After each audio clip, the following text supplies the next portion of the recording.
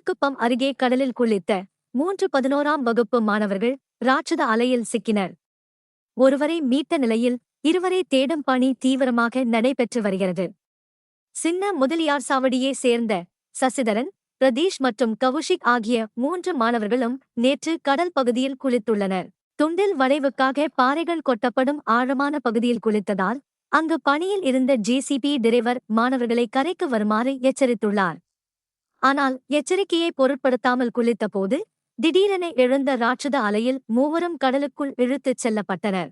அங்கிருந்த மீனவர்கள் கவுஷிக்கை மட்டும் மீட்டுள்ளனர். சசிதரன் மற்றும் பிரதீஷை போலீசார், கடலோர காவல் படையினர் மற்றும் மீனவர்கள் தேடி வருகின்றனர். மேலும் செய்திகளுக்கு திண்டிவனம் செய்திகள் சேனலை சப்ஸ்கிரைப் பண்ணுங்க.